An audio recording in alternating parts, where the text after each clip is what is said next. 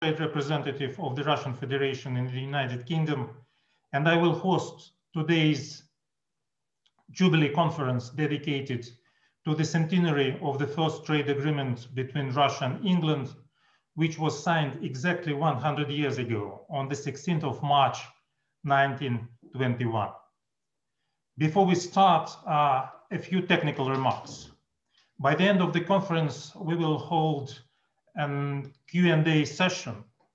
And in the Zoom program, in the chat section, you can find an organizer called Ask Me a Question.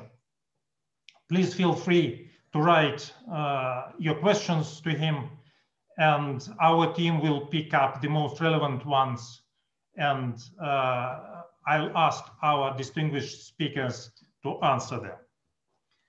So now we start our conference, and it's an honor for me to invite His Royal Highness, Prince Michael of Kent, the patron of the Russo-British Chamber of Commerce, our long-standing partner, to open the conference. Your Royal Highness, the floor is yours. Спасибо вам. Мои российские друзья, my dear friends, I just wanted to welcome you all today to this event, marking the centenary of the Anglo-Russian trade agreement. 100 years ago, it established a framework for bilateral trade and granted diplomatic status for trade representatives. It was an example of how two countries could bridge divisions for mutual long-term benefits. 5 years ago, we also marked the centenary of the Russo-British Chamber of Commerce, which has always been a strong supporter of our friends in both Russian and British government bodies and businesses. As patron of the RBCC, on behalf of our members, I've always admired the strong and resilient cooperation it fosters between the United Kingdom and Russia. I'd like to thank both sides for their efforts in organizing today's event. It's important in these challenging times, which we are so badly missing, the people-to-people dialogue. Despite the difficulties of the last year, the RBCC, together with the DIT in Moscow and the Russian trade delegation in London, held more than 50 online events with the businesses of the two countries. And these in turn helped businesses to keep informed about new opportunities and encouraged the further development in our relations. In November this year, Glasgow will host a COP26 summit, which will bring together countries from all over the world to tackle the challenges of climate change. The way that the United Kingdom and Russia are combating the pandemic will be a good template for cooperation in the environmental agenda. I thank you all for joining this conference, and I hope you'll enjoy listening to what the speakers have to say. Thank you. Thank you very much, Your Royal Highness, for such an inspiring and positive address. And now I would like to give the floor to the Deputy Minister of Industry and Trade of the Russian Federation, Mr. Alexei Gruzdev, who is in charge of the foreign economic and trade policy in the ministry. Alexei Vladimirovich, it's your turn now. Thank you, Your Royal Highness Prince Michael of Kent, Your Excellency Ambassador Bronner, Your Excellency Ambassador Kelin, dear colleagues and friends. I'm really delighted to see you all today on this special event, and it really marks the centenary of our bilateral trade agreement, which has been already announced, and the United Kingdom became the first country Soviet Russia signed such an agreement with. And thus, our trade delegation in London became the first of its kind, giving a start to establishing a global infrastructure known today as Trade Representative Offices of Russia. In 1921, the agreement signed in London confirmed our mutual aspiration to facilitate mutually beneficial trade exchanges. In these 100 years, our trade relations have been developing and diversifying despite many difficulties. It survived through political turbulence, Cold War, sanctions, and I strongly believe that despite all the political irritants, we should stick to a pragmatic and optimistic approach in our daily work, especially when it comes to B2B initiatives. Actually, we have a good evidence for this. Despite the negative impact of coronavirus on both Russia and the UK economies, we have witnessed an exceptional growth of our bilateral trade in 2020. The turnover increased by 54% and almost reached 27 billion US dollars, ranking UK the fifth among the leading trade partners of Russia. We see 2021 as a promising year, as we expect the global economy to start its recovery and to restore once damaged cooperation chains. With the new modalities of the EU-UK relations, there might be some new options for trade development between Moscow and London. I mean the UK global tariff. Yes, most of the products which we supply to the UK today are tariff-free or low tariff due to their nature. However, we estimate the overall duties paid by Russian exporters to reduce by 30 to 40%. Let me also emphasize that the UK remains one of our key trade partners in services and also in investment. Moreover, many British companies operate in the Russian market of legal, financial, and business services. We witness sound progress in the energy and mining sectors, space exploration, pharma, and waste management. And we are ready for a joint study together with our counterparts from the Department of International Trade and other interested agencies to identify new sectors of bilateral cooperation. It is an outcome of the meeting between Minister of Industry and Trade Denis Manturov and Her Excellency Ambassador Bronard, which took place yesterday in Moscow. And of course, we see our trade mission in London joining efforts with the Russian embassy as an important navigator, both for the British and Russian companies wishing to establish and develop fruitful partnership. And I would like to finish my remarks with extending the invitation to both the officials and the business people to visit our major international industrial exhibition named INAPROM, which we intend to host in Yekaterinburg this summer from 6th of July to 9th of July. And we believe that INAPROM will be the largest platform for industrial dialogue between international governments and businesses. And I do hope that this event might be a great opportunity for British companies to get to know Russian industries better and to showcase their products and technologies as well. Thank you for your attention. Once again, I would like to congratulate all of us in the trade mission at this special occasion of the centenary of our bilateral trade agreement. Thank you. Thank you very much, Alexey Vladimirovich. And now I'd like to pass the microphone to Mr. Andrei Kelin, extraordinary and plenipotentiary ambassador of the Russian Federation to the United Kingdom. Your Excellency, the floor is yours. Yeah, thank you. Thank you, Boris Georgievich, for giving me the floor. I would speak differently from the previous speaker, more about the history and about the centenary of the first Soviet-British trade agreement. And this is for us a memorable day. Its conclusion marked a milestone in rich history of the Russian-British bilateral relation. This centenary is also a good reason for all of us to take a positive look at the prospects of our bilateral ties based on the existing experience. Back in 1921, the agreement has great importance for both sides. For the new authorities in Moscow, it meant the first official recognition by a Western state and marked the end of the foreign trade blockade.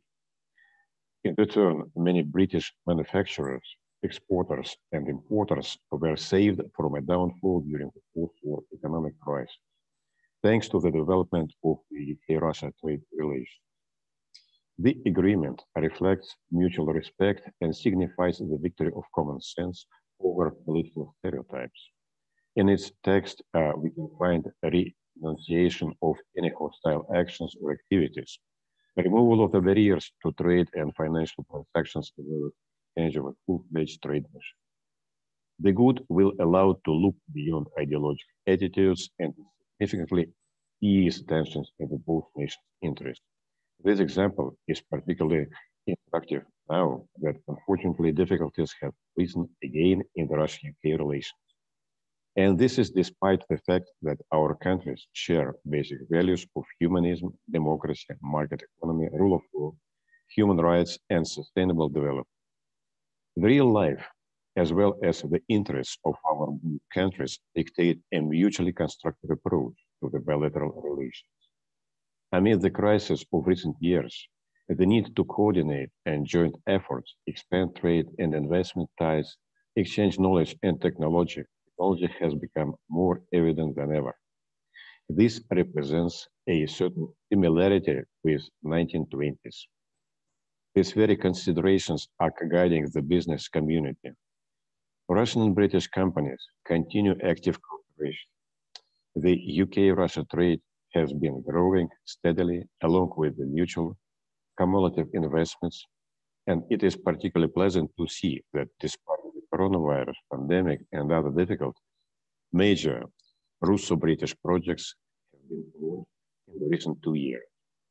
These include the cooperation between the Roscosmos Space Agency and OneWeb communication company. AstraZeneca and GlaxoSmithKline pharmaceutical production alliance has been launched recently in Russia. Recycling equipment supplied by Rosatom to the British enterprise Riverside. Russia has a lot to offer to British and other partners for the mutually beneficial exchange. There are not only natural resources, but also more advanced technologies, high value added products, unique knowledge in various fields. The examples include nuclear and hydrogen energy, metallurgy and chemistry, satellite navigation, space, aircraft and shipbuilding, healthcare innovations, fundamental and academic science. The UK is interesting to us as one of the leading medication developer, engine producer, electronic and robotics manufacturer, global center of fintech and tech startups, host of many science centers, low carbon energy, and green finance would be other promising fields for cooperation. This is particularly important as we approach the landmark COP26 climate conference in Glasgow. The success of our two countries in developing coronavirus vaccines has taken on particular significance. Russian Sputnik V has proved its utmost efficiency. The enormous global demand for such medical products opens up a way to broader cooperation. One could think about vaccine co-production and combination as well as joint actions to help developing countries in the fight against the pandemic. Against the backdrop of the Brexit, COVID-19 and other international challenges, Russia and the UK's objective national interests create a solid basis for cooperation. Naturally, Russia will start reapproachment only on the basis of equality and mutual respect. We are ready to discuss with the UK any issues in an honest and open dialogue, both bilaterally and multilaterally, including the UN and WTO. No matter how our political dialogue develops, the expansion of mutually beneficial economic, cultural, and humanitarian exchanges must continue. We hope that this joint online conference helps to strengthen the spirit of healthy pragmatism in our bilateral relations. A good example was shown with the first Soviet-British trade agreement. Thank you very much for your attention. Thank you very much indeed, Ambassador. And now it's my pleasure to turn the floor to Her Majesty's Ambassador to the Russian Federation, Deborah Bronner. Your Excellency, please. Thank you very much, Boris, and I'm really delighted to have this opportunity to join His Royal Highness Prince Michael of Kent, Deputy Minister Alexei Vladimirovich Gruzdev, who I had the pleasure of seeing yesterday, my counterpart, His Excellency Ambassador Andrei Vladimirovich Kelin, Sergei Nikolaevich Katirin from the Russian Federation Chambers of Commerce and Industry, and Roger Mannings, the chairman of the Russo British Chambers of Commerce, in marking this important centenary milestone. Of course, I would have really liked to make the trip back to London to mark this occasion in person, and I'm sorry that's not possible, but it is great to be able to participate remotely. So thank you very much for the invitation. You'll be aware, of course, that as we're in this meeting, my Prime Minister is about to launch the UK's integrated review of our diplomatic, defence and development strategy. This defines my government's ambition and long-term strategic aim for the UK's role in the world, and it sets out the challenges of the coming decades, including those posed by a more fragmented and competitive world order, advances in technology, and of course the global challenges posed by COVID-19 and climate change. And it sets out how we, the UK, will respond to those challenges as a global actor. At the heart of it is the Prime Minister's vision for the UK in 2030, a problem-solving and burden-sharing nation with a global perspective. Of course, the review sets out a picture of the political relationship between the UK and Russia, which is very difficult, as Andrei and others have said, and that isn't news. And it's interesting that the trading relationship has often had to operate in difficult political contexts. During the 100 years since Leonid Krasin set up the first trade delegation in London. And I think it's worth, a number of speakers have referred to the last 100 years. I'm going to go back a bit further, because of course our trading relationship is much older even than that, and has endured through many turbulent times. And the Old English Court in Zaryadia Park, about 2 miles from where I'm sitting now, was established in 1556 as a gift of Tsar Ivan IV, Ivan the Terrible, as we call him in English, and of course when Elizabeth I was on the throne of England. And that facilitated the establishment of the English Muscovy Company in Moscow, which was the first joint stock company in Russia. And of course, that was before even the union between England and Scotland. It goes that far back. A century later, we had Peter the Great and his Grand Embassy visited London on their travels around Europe to learn from European artisans about modern approaches to manufacturing and shipbuilding. Peter the Great's visit was successful in many ways, including in its recruitment of a number of British shipbuilders and mariners who moved to Russia to help build Russia's first ocean-going navy. And many of them stayed and settled in Russia, building a foundation of people-to-people links. And I'm delighted to say that links between people, institutions, and businesses continue to develop and provide for fruitful and worthwhile mutual cooperation more than 300 years later. And that's certainly, I think, the case within the business community, where Russian and British companies work closely together to grow their exports and their investments. And I also see many examples of effective joint working in education, culture, and science, including as we seek to address the global challenges of climate change, biodiversity loss, and of course, the response to the pandemic.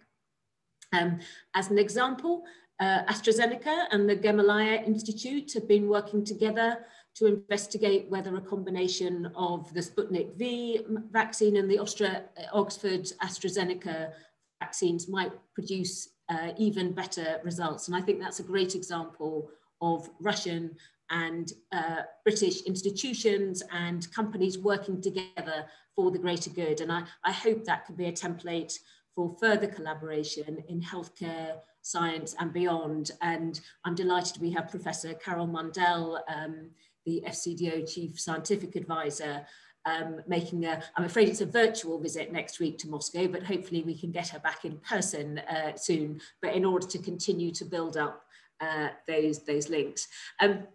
I enjoyed meeting Trade Minister Manturov and the Deputy Minister Grustev again yesterday evening.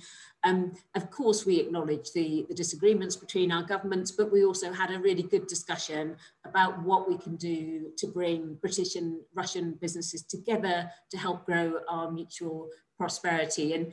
And even though there isn't a prospect of a formal trade structures now, I think there's a lot we can do to support trade and investment. And I think, as others have said, sectors such as clean energy, hydrogen, green finance, and the wider services sector seem to hold a lot of promise and will help both our economies make the low carbon transition that's necessary and urgent everywhere, including in the UK and in Russia. And as the co-chairs with Italy of the COP26 conference, climate conference in Glasgow, where we want the world to come together to take action on climate, we're particularly keen to see progress on supporting cleaner energy and recognise that Russia, another member like us of the Paris Agreement and one of the world's biggest producers of commodities and raw materials, is a really important partner in helping achieve that objective. I'm also looking forward to hearing directly from British and Russian companies that have good ideas to share about what governments can do to help them. Ultimately, it's the businesses that take the risks and make the investments. And so, you are often best placed to suggest what can be done. And of course, the trade and investment team here in the embassy in Moscow is here to help. We're building on strong trading foundations. Russia is the UK's 22nd largest trading partner and 26th largest export market. According to our statistics, Russia is the 18th largest supplier of imports into the UK. So they're good figures already, but we want to do better. The balance of trade, I should say, is in Russia's favour. So, of course, I'd like to see lots more British companies exporting to Russia to narrow that gap and give life to our ambition to grow our markets as an independent trading nation. Growing trade is going to be hugely important for all of us as we start to emerge from the economic damage caused by COVID-19. I'm pleased that we have such a long history of mutually beneficial trade, and I'm determined that we'll continue to build on this foundation to strengthen our trading links for the next 100, maybe even 300 years, though obviously the teams are focused on rather shorter timeframes than that. So thank you very much and congratulations on your centenary. Thank you very much indeed, Ambassador. And now we turn to the representatives of businesses of our two countries. The President of the Chamber of Commerce and Industry of the Russian Federation, Mr. Sergei Katerin, prepared a video address for us. The Russian CCI and its regional chambers are actively supporting our cooperation and work closely with RBCC in organizing annual bilateral events. The video will commence shortly. Please stay tuned.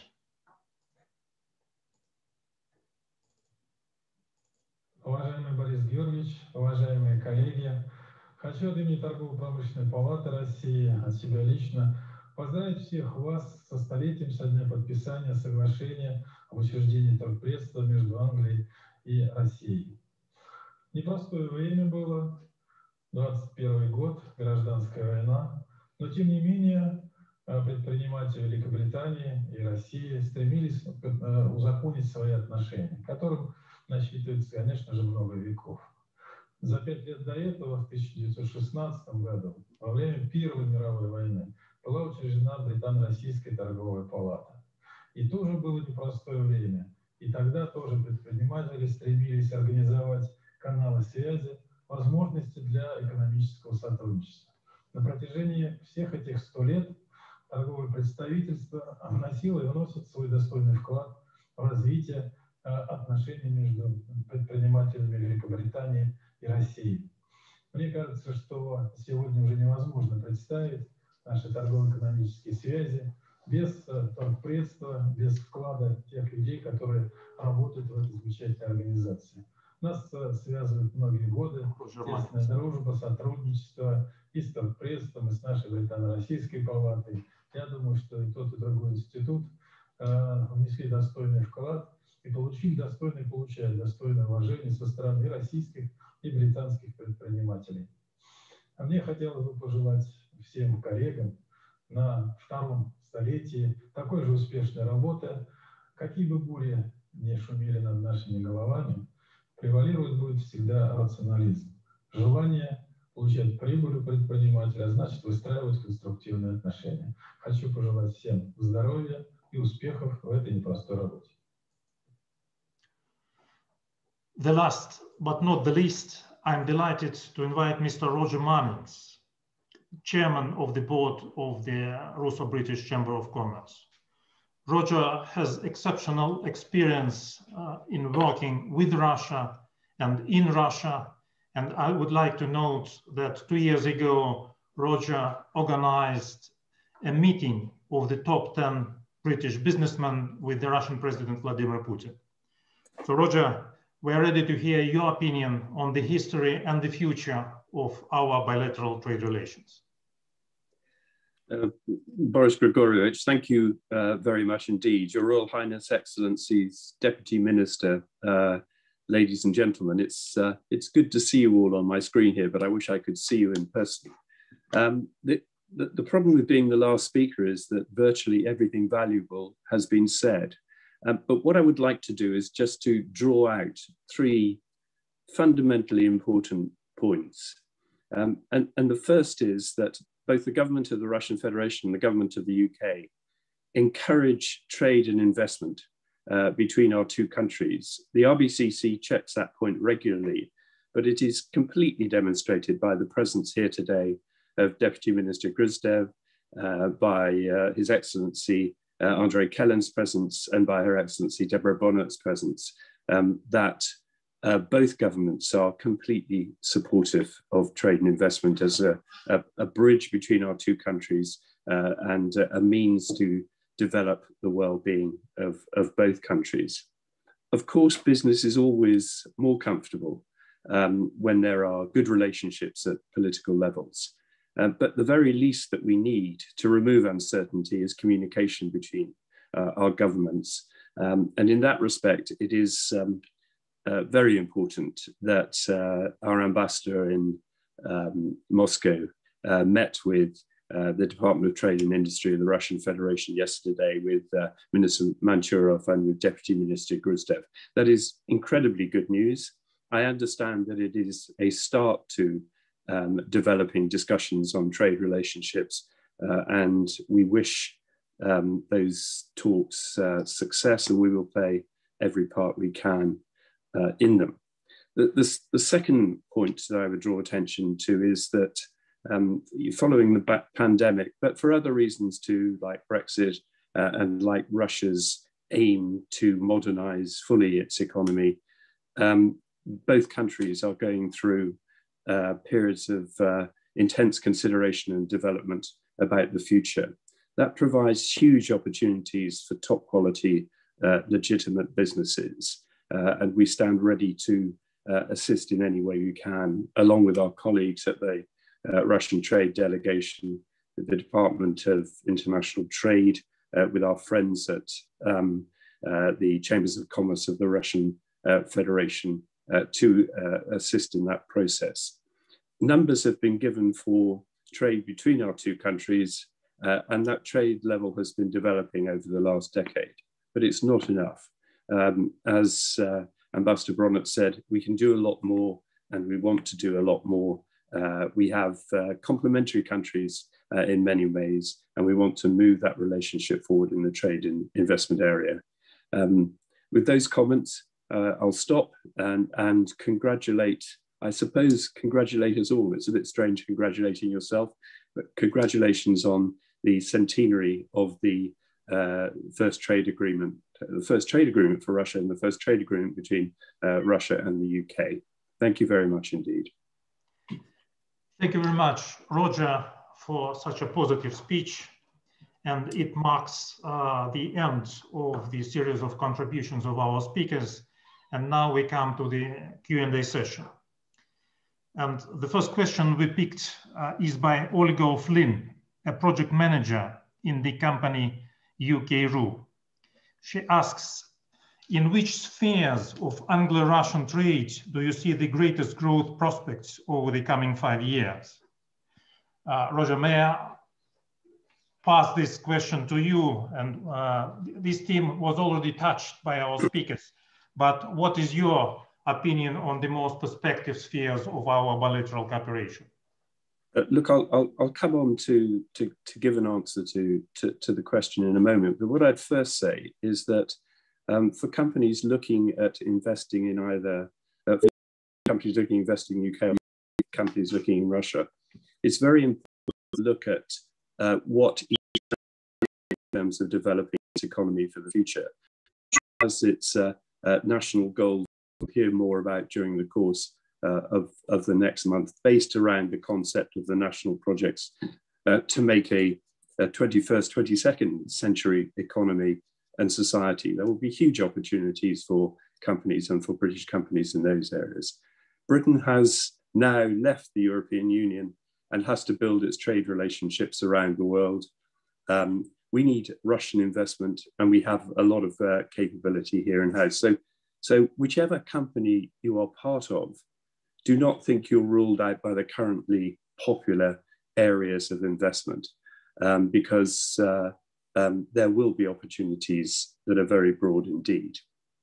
In terms of the current position, I would say that London as a financial centre is extremely important on a global scale. We've just had the Hill report, which aims to keep London competitive as a financial centre and a source of funds for Russian companies and Russian government, along with obviously the Moscow Stock Exchange. So I think London as a financial centre is a key one. COP26 has been mentioned. The climate change talks in Glasgow in November, I think will provide opportunities for further cooperation and further insights. A number of British companies are already engaged in the Russian Federation in looking at various areas of environment, of reporting, of risk management, and indeed, I've been involved in ERM's work for Norilsk Nickel in terms of the permafrost issues in the far north of Russia's Siberia. The collaboration between AstraZeneca and Begalev Institute has been mentioned, and pharmaceuticals and healthcare is a certainty for the future. We have a successful model of collaboration there, as has been said. So I think that's another good area to look for. And education, I think, is an area where we share ambitions for our populations in both countries. We understand that future success for society and economy is based around raising continually the levels of knowledge and capability of people. It's ultimately the main competitive advantages anybody in business knows. So I think that area is another extremely important one, along with its spin-off, which of course is the high-tech industry. So those are the areas I would give at this stage. But I would say there are many, many other areas, and those will depend on the challenges which each country faces and how it's going to address them for the future. So it's important to do the research. It's important to use organizations like the Russian Trade Delegation, like RBCC, like the Russian Chambers of Commerce, to look at possibilities. And we encourage all of our people watching today to do that. Thank you very much, Roger. The second question is by Elena Ananyeva from the Institute of Europe of the Russian Academy of Sciences. To what extent do political problems in relations between our countries hinder economic cooperation? I'm passing this question to His Excellency Andrei Kelin. Okay, thank you for the question. The statistics shows that, of course, there is a constant increase of volume in bilateral trade in the recent years, despite the political climate. But at the same time, Roger and others has mentioned that it can be done much more than what we are doing right now. There are good figures. There are around 120 companies from the Russian Federation, Great Britain, and around 600 companies working in Russia. Looks pretty good, and we may continue developing this line. As for Russian government, I can assure you that we are ready to provide more opportunities for increasing volume of trade, searching for new areas. But on the other hand, and this is sort of a complaint, I'm sure that British government can do much more in supporting British companies and in providing better conditions for the Russian companies to work. On official levels, I can mention that we have sent at least 3 addresses recently. One to conclude the agreement in the field of fishery, another one to conclude an agreement in the area of agriculture, meat production, and also in the healthcare, referring to pandemics we talked about it earlier. None of these demands have been met positively from the UK government. The answer we are getting is that we are not on a priority list of the UK government to work on this subject. I hope that this situation will change as soon as the British government will deal with all necessary items with the closer allies and the others, and the turn will come to us. It will be a much more beneficial relationship for the trade between the two countries. Thank you. Thank you very much, Ambassador. Our next question, or even 2 of them, came from Rosemary Griffin from S&P Global Platts. The first one is, how do you expect Brexit to impact the UK's sanctions policy? And the second one, in light of Western oil companies' recent statements on energy transition, do you expect British energy companies to reduce their involvement in Russian oil and gas projects? I assume that it will be appropriate to pass this question to Her Excellency Deborah Bronert. Your Excellency, please. Thank you very much.